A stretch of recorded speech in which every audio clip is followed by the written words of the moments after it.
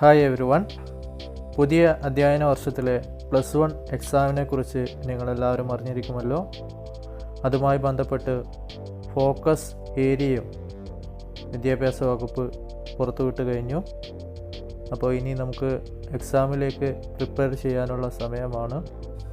Online സാഹചര്യത്തിൽ focus area base ചെയ്തുകൊണ്ട് മാർക്കിൽ വ്യത്യാസം വന്നിട്ടുണ്ട് എങ്കിലും മുൻ വർഷങ്ങളിൽ സാധാരണയായി ഓരോ ചാപ്റ്ററിൽ നിന്നും എത്ര മാർക്ക് വീതമാണ് ചോദിക്കാറുള്ളത് എന്നും അതുപോലെ തന്നെ ഓരോ ചാപ്റ്ററിലെയും ഫോക്കസ് ഏരിയ ഏതൊക്കെയാണ് എന്നുള്ളതും നമുക്ക് ഈ വീഡിയോയിൽ പരിശോധിക്കാം. +1 കെമിസ്ട്രിയിൽ നമുക്ക് 14 ചാപ്റ്ററുകളാണുള്ളത്. അതിൽ ഓരോ ചാപ്റ്ററിലും എത്ര മാർക്ക് വീതമാണ് ചോദിച്ചത് എന്നും അതിൻ്റെ ഫോക്കസ് ഏരിയയും പരിശോധിക്കാം.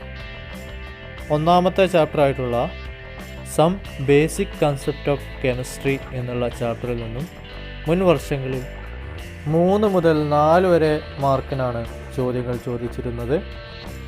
അതിൽ തന്നെ ചാപ്റ്ററിലെ ആദ്യ ഭാഗങ്ങളെ ഫോക്കസ് ഏരിയയിൽ നിന്നും ഒഴിവാക്കിയിട്ടുണ്ട്.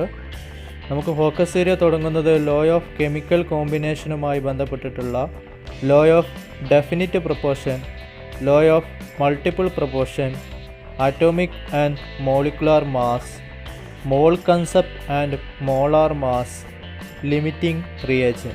ഇത്രയും ഭാഗങ്ങളാണ് ഒന്നാമത്തെ ചാപ്റ്ററിൽ നിന്നും ഫോക്കസ് ഏരിയ ആയിട്ടുള്ളത്. അതുകൊണ്ട് തന്നെ ആ ഭാഗങ്ങൾ കൃത്യമായിട്ട് പഠിക്കുക. ഈ ചാപ്റ്ററിൽ നിന്നും ആ ഭാഗത്തുനിന്ന് ചോദിച്ച പ്രീവിയസ് ഇയേഴ്സ് ക്വസ്റ്റ്യൻസ് നമുക്ക് പിന്നീട് ചർച്ച ചെയ്യാം. ഇനി രണ്ടാമത്തെ ചാപ്റ്ററായിട്ടുള്ള സ്ട്രക്ചർ ഓഫ് ആറ്റം. ഈ ചാപ്റ്ററിൽ നിന്ന് നമുക്ക് 6 മാർക്കിന് വരെ ചോദ്യങ്ങൾ ചോദിക്കാറുണ്ട്. അതായത് ഒരു ഇമ്പോർട്ടൻ്റ് ആയിട്ടുള്ള ചാപ്റ്ററാണ് second chapter structure of atom. ഏറ്റവും കൂടുതൽ ചോദ്യങ്ങൾ ചോദിക്കാറുള്ള ഒരു ചാപ്റ്ററാണ്. ഇവിടെ നിന്നും പ്രധാനമായിട്ട് ചോദിക്കാറുള്ളത് പ്ലാൻസ് ക്വാണ്ടം തിയറി, അതുപോലെ photoelectric effect, hydrogen spectrum, അതുപോലെ ഡിഫറെൻറ്റ് ക്വാണ്ടം നമ്പേഴ്സ്, അതുപോലെ അതുമായിട്ട് ബന്ധപ്പെട്ടിട്ടുള്ള പ്രിൻസിപ്പിൾസ്. ഇതൊക്കെയാണ് കാര്യമായിട്ട് ചോദിക്കാറുള്ള ഒരു തിയറി ബേസ്ഡ് ചാപ്റ്ററാണ്. അതുകൊണ്ട് നന്നായിട്ട് ബൈഹാർട്ട് പഠിച്ചു കഴിഞ്ഞാൽ നിങ്ങൾക്ക് നല്ല രീതിയിൽ സ്കോർ ചെയ്യാൻ കഴിയും. ഓക്കെ, അപ്പോൾ ഈ ചാപ്റ്ററിലുള്ള ഫോക്കസ് ഏരിയകൾ ഏതൊക്കെയാണെന്ന് നോക്കാം. ഇതിലുള്ള focus ഏരിയകളാണ് Rutherford's nuclear model atom, അതുപോലെ particle nature of electro magnetic radiation, അതുമായിട്ട് ബന്ധപ്പെട്ടിട്ടുള്ള പ്ലാൻസ് ക്വാണ്ടം തിയറിയും ഫോട്ടോ ഇലക്ട്രിക് ഇഫക്റ്റും, പിന്നെ ആറ്റോമിക് സ്പെക്ട്രം അതായത് ലൈൻ സ്പെക്ട്രം ഓഫ് ഹൈഡ്രജൻ പഠിക്കണം. Then Bohr model of hydrogen atom പഠിക്കണം. ഡ്യുവൽ ബിഹേവിയർ ഓഫ് മാറ്റർ അതായത് particle ബിഹേവിയറും wave ബിഹേവിയറും ഉണ്ട്, അതിനെക്കുറിച്ചിട്ടുള്ള ആ ഭാഗം പഠിക്കണം. Then Heisenberg uncertainty principle, orbital and quantum numbers, filling of orbital in an atom, then stability of completely filled and half filled subshell. അതിൽ Heisenberg uncertainty principle, ആ principle മാത്രമേ focus ഏരിയയിൽ പ്രിൻസിപ്പിളിൻ്റെ പേരെടുത്ത് പറഞ്ഞിട്ടുള്ളൂ. അതെന്തായാലും ബൈ ഹാർട്ട് ചെയ്യണം. Okay, then third chapter classification of elements and periodicity in properties. ഈ ചാപ്റ്ററിലെ focus ഏരിയയാണ് modern periodic law and the present form of periodic table, then trends in physical properties. ആകെ 3 മാർക്കിനുള്ള ചോദ്യങ്ങൾ ഉണ്ടാവാറുള്ളൂ സാധാരണയായിട്ട്.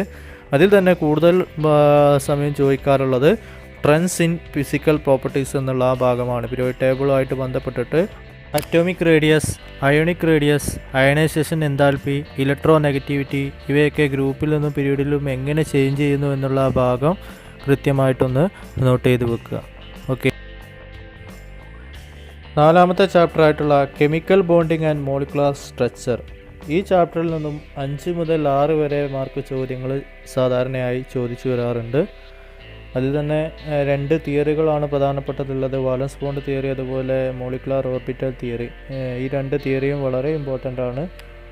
അതുപോലെ തന്നെ ഹൈബ്രിഡൈസേഷൻ കണ്ടുപിടിക്കാൻ അതിൻ്റെ പോസ്റ്റുലേറ്റുകൾ എന്തൊക്കെയാണ്, അതുപോലെ മോളിക്കുലാർ ഓർബിറ്റൽ ഡയഗ്രാം തന്നു കഴിഞ്ഞാൽ പാരാമാഗ്നറ്റിക് ആണോ, മാഗ്നറ്റിക് ബിഹേവിയർ കണ്ടുപിടിക്കാൻ തുടങ്ങിയിട്ടുള്ള കാര്യങ്ങളൊക്കെയാണ് ഈ ചാപ്റ്ററിന് ഏറ്റവും ഇമ്പോർട്ടൻ്റ് ആയിട്ട് നമ്മൾ നോട്ട് ചെയ്യേണ്ടത്. അപ്പോൾ ഇതിലെ ഫോക്കസ് ഏരിയകൾ ഏതൊക്കെയാണെന്ന് നോക്കാം. First one the valence shell electron pair repulsion theory, VSEPR theory എന്ന് പറയും. ഈ തിയറിയെക്കുറിച്ച് പഠിക്കണം. അതുപോലെ valence bond theory, then types of hybridization, ഏതൊക്കെ ടൈപ്പ് ഹൈബ്രിഡൈസേഷൻ ഉണ്ട്. Then other examples of sp3 and sp2 sp hybridization, ഈ 3 ഹൈബ്രിഡൈസേഷൻ്റെയും എക്സാമ്പിളുകൾ പഠിച്ചു വെക്കണം. ദെൻ മോളിക്കുലാർ ഓർബിറ്റൽ തിയറി പഠിക്കണം. Then bonding in some homonuclear diatomic molecule, ഇതിൻ്റെ പ്രത്യേകത, ഈ സ്ട്രക്ചറുകൾ നിർബന്ധമായും പഠിച്ചിരിക്കണം. ഹൈഡ്രജൻ മോളിക്യൂളിൻ്റെയും ഹീലിയം മോളിക്യൂളിൻ്റെയും അതുപോലെ ഓക്സിജൻ മോളിക്യൂളിൻ്റെയും ബോണ്ടിങ് അല്ലേ, അതെങ്ങനെയാണ് എന്നുള്ളത് കൃത്യമായിട്ട് അറിഞ്ഞിരിക്കണം. Then 5th chapter States of matter. ഈ ചാപ്റ്ററിൽ നിന്നും സ്ഥിരമായി 3 മാർക്കിൻ്റെ ചോദ്യങ്ങളെ ഉണ്ടാവാറുള്ളൂ. അതിൽ തന്നെ ഏറ്റവും കൂടുതലായി കണ്ടുവരാറുള്ളത് ഐഡിയൽ ഗ്യാസ് ഇക്വേഷനും അതുമായി ബന്ധപ്പെട്ടിട്ടുള്ള ഐഡിയൽ ഗ്യാസ് ബിഹേവിയറൊക്കെ പറ്റിയിട്ടുള്ള ചോദ്യങ്ങളാണ് ഏറ്റവും കൂടുതലായിട്ട് ഉണ്ടാവാറുള്ളത്. അപ്പോൾ അതിന് കുറച്ച് ഇമ്പോർട്ടൻസ് കൊടുത്തുകൊണ്ട് പഠിക്കുക. ഇനി ഇവിടെയുള്ള ഫോക്കസ് ഏരിയകൾ ഏതൊക്കെയാണെന്ന് നോക്കാം. ഫസ്റ്റ് വൺ ബോയിൽസ് ലോ, അതായത് pressure volume relationship. Then Charles law, അതായത് temperature volume relationship. Avogadro law, അതായത് വോളിയം എമൗണ്ട് ഓഫ് സബ്സ്റ്റൻസും തമ്മിലുള്ള റിലേഷൻഷിപ്പ്. പിന്നെ അത് കഴിഞ്ഞിട്ട് ideal gas equation, ideal gas ഇക്വേഷൻ്റെ ഡെറിവേഷനും പഠിച്ചു വെക്കുക. അതുപോലെ അതുമായിട്ട് ബന്ധപ്പെട്ടിട്ടുള്ള 1-2 പ്രോബ്ലംസും ചെയ്ത് പഠിക്കുക. Then kinetic molecular theory of gases, അതുപോലെ തന്നെ behaviour of real gases and deviation from ideal gas behaviour. ഇത്രയും ഭാഗങ്ങളാണ് ഫോക്കസ് ഏരിയയിൽ നിന്നുള്ളത്. ഇതിൽ നിന്ന് നമ്മൾ നേരത്തെ പറഞ്ഞ മാതിരി ഐഡിയൽ ഗ്യാസ് ബിഹേവിയറും ഐഡിയൽ ഗ്യാസ് ഇക്വേഷനും ഒന്ന് ഇമ്പോർട്ടൻ്റ് കൊടുത്ത് പഠിക്കുക. 6th ചാപ്റ്റർ, അതായത് തെർമോഡൈനാമിക്സുമായി ബന്ധപ്പെട്ട് പ്രധാനമായിട്ടും ചോദിക്കാറുള്ളത് സിസ്റ്റംസിനെ കുറിച്ചിട്ടാണ്. Different types of system. അതുപോലെ ഏറ്റവും കൂടുതലായിട്ട് കാണപ്പെടുന്ന മറ്റൊന്നാണ് എസ് ലോയെ കുറിച്ചിട്ടും ഡീറ്റെയിൽ ആയിട്ട് ചോദിക്കാറുണ്ട്. അപ്പോൾ നമുക്ക് ഈ ചാപ്റ്ററിലുള്ള ഫോക്കസ് ഏരിയ ഒന്ന് പരിശോധിക്കാം. First one the system and surrounding. സിസ്റ്റവും അതുമായിട്ട് ബന്ധപ്പെട്ടുള്ള സറൗണ്ടിങ്ങും ഏതൊക്കെയാണ്, ടൈപ്സ് ഓഫ് സിസ്റ്റം, ഏതൊക്കെ type സിസ്റ്റങ്ങളുണ്ട്. Then the internal energy as state function, that is the general case. Then the enthalpy, that is H, a useful new state function, and B, extensive and intensive property. ഇതിനെക്കുറിച്ചൊക്കെ detail ആയിട്ട് ഒന്ന് നോക്കുക. Then enthalpy change, delta H of a reaction. Then reaction enthalpy, that is standard enthalpy of reaction, and S law of constant heat of summation. Statement and illustration. Hess ലോയുമായിട്ട് ബന്ധപ്പെട്ടിട്ടുള്ള അതിൻ്റെ സ്റ്റേറ്റ്മെൻറ്റും ഇല്ലുസ്ട്രേഷനും പഠിച്ചിരിക്കണം. അതൊന്ന് important ആയിട്ട് not ചെയ്ത് വെക്കുക. അത് സ്ഥിരമായിട്ട് കാണുന്ന ക്വസ്റ്റ്യനാണ്. ദെൻ സ്പോണ്ടേനിറ്റിയെക്കുറിച്ചും ചോദിക്കാറുണ്ട്. Then 7th chapter chemical equilibrium. ഈ ചാപ്റ്ററും വളരെ ഇമ്പോർട്ടൻ്റ് ആണ്. കാരണം ഇതിൽ 6 മുതൽ 7 മാർക്ക് വരെ ചോദ്യങ്ങൾ മുമ്പ് ചോദിച്ച് കാണാറുണ്ട്. അപ്പോൾ ഇത് ഒരു കെമിക്കൽ ഇക്വേഷനുമായിട്ട് ബന്ധപ്പെട്ടിട്ടുള്ള പ്രോബ്ലംസും അതുമായിട്ടുള്ള കാൽക്കുലേഷനും ഒക്കെ അടങ്ങിയിട്ടുള്ള ഒരു ചാപ്റ്ററാണ്. അപ്പോൾ അത് നന്നായി അറിഞ്ഞിരിക്കണം. അതുപോലെ തന്നെ ആസിഡ് ബേസ് കൺസെപ്റ്റിനെ കുറിച്ചിട്ടും ബഫർ സൊല്യൂഷനെ കുറിച്ചിട്ടൊക്കെ ചോദ്യങ്ങൾ ഉണ്ടാവാറുണ്ട്. അപ്പോൾ ഇത് കുറച്ചൊരു വൈഡായിട്ടുള്ള ചാപ്റ്ററാണ്, നന്നായിട്ട് പഠിക്കേണ്ട ചാപ്റ്ററാണ്. കുറച്ച് ഇമ്പോർട്ടൻ്റ് കൊടുത്ത് പഠിക്കുക. ഓക്കെ, അപ്പോൾ ഇതിലുള്ള ഫോക്കസ് ഏരിയകൾ ഏതൊക്കെയാണെന്ന് നോക്കാം. First one law of chemical equilibrium and equilibrium constant. Then equilibrium constant in gaseous system, Arrhenius concept of acids and bases. Then Bronsted-Lowry acids and bases, Lewis acids and bases. അതായത് 3 ആസിഡിൻ്റെ കൺസെപ്റ്റുകളെ കുറിച്ചിട്ടും പഠിക്കാനുണ്ട്. Then the ionization constant of water and ionic product. Ionization constant of വാട്ടറും ionic പ്രൊഡക്റ്റിനെ കുറിച്ചിട്ടും. Then pH scale, buffer സൊല്യൂഷൻ്റെ ഡെഫിനിഷനും എക്സാമ്പിളും മാത്രം അറിഞ്ഞിരുന്നാൽ മതി. ഓക്കെ, അത്രയും മാത്രമേ ഫോക്കസ് ഏരിയയിൽ വരുന്നുള്ളൂ. 8th chapter redox reaction. Redox റിയാക്ഷനുമായിട്ട് ബന്ധപ്പെട്ടിട്ട് 3 മാർക്കിനുള്ള ചോദ്യങ്ങളാണ് സാധാരണയായി ചോദിച്ചു വരാറുള്ളത്. അതിലേതെങ്കിലും ഒരു ടൈപ്പ് റിയാക്ഷനെ പറ്റിയിട്ട് ചോദിക്കും. അതല്ലെങ്കിൽ ബാലൻസിങ് ഓഫ് കെമിക്കൽ ഇക്വേഷനുമായിട്ട് ബന്ധപ്പെട്ടിട്ടുള്ള ഒരു ചോദ്യമാണ് ഉണ്ടാവാറുള്ളത്. 3 മാർക്കിനുള്ള ചോദ്യമാണ് സാധാരണ കണ്ടുവരാറുള്ളത്. അതിലെ ഫോക്കസ് ഏരിയകളാണ് oxidation number, types of redox reaction, balancing of redox reaction, half reaction method ഉപയോഗിച്ചിട്ട് റിയാക്ഷനെ ബാലൻസ് ചെയ്യാനുള്ളത്. ഇത്രയും ഭാഗങ്ങളാണ് ഫോക്കസ് ഏരിയയിലുള്ളത്. 9th ചാപ്റ്റർ ഹൈഡ്രജനുമായിട്ട് ബന്ധപ്പെട്ട് 3 മുതൽ 4 മാർക്കിന് വരെയാണ് ചോദ്യങ്ങൾ സാധാരണ കണ്ടുവരാറുള്ളത്. അതിൽ തന്നെ ഈ ഹൈഡ്രജൻ പെറോക്സൈഡ് അതുപോലെ ഹൈഡ്രേറ്റുകളൊക്കെയാണ് അതിൽ ഇമ്പോർട്ടൻ്റ് ആയിട്ടുള്ളത്. ഓക്കെ, അപ്പോൾ അതിൽ ഫോക്കസ് ഏരിയകൾ നോക്കാം. ഒന്ന് കൊമേഴ്സ്യൽ പ്രൊഡക്ഷൻ ഓഫ് ഡൈഹൈഡ്രജൻ, രണ്ടാമത്തത് ഹൈഡ്രൈഡ്സ്, മൂന്നാമത്തത് hard water and soft water, then storage of hydrogen peroxide. ഇത്രയും ഭാഗങ്ങളാണ് ഫോക്കസ് ഏരിയയിലുള്ളത്. 10th chapter S block element. S block എലമെൻറ്റിൽ പ്രധാനപ്പെട്ടതുമായിട്ട് എസ് ബ്ലോക്കിൻ്റെ ബിഹേവിയർ, പ്രോപ്പർട്ടീസ് ഇതൊക്കെയാണ് സാധാരണ ചോദിക്കാറുള്ളത്. ഇതിൽ 3 മുതൽ 4 വരെ മാർക്കിനാണ് സാധാരണയായിട്ട് ചോദ്യങ്ങൾ ഉണ്ടാകാറുള്ളത്. അപ്പോൾ എസ് ബ്ലോക്ക് എലമെൻറ്റിൻ്റെ ഫോക്കസ് ഏരിയ നോക്കാം. First one chemical properties, solution in liquid ammonia, then anomalous properties of lithium, then some important compounds of sodium carbonate, that is washing soda, then sodium bicarbonate, that is sodium hydrogen carbonate, then some important compounds of calcium. ഇത്രയും ഭാഗങ്ങളാണ് focus ഏരിയയിൽ ഉൾപ്പെടുത്തിയിട്ടുള്ളത്.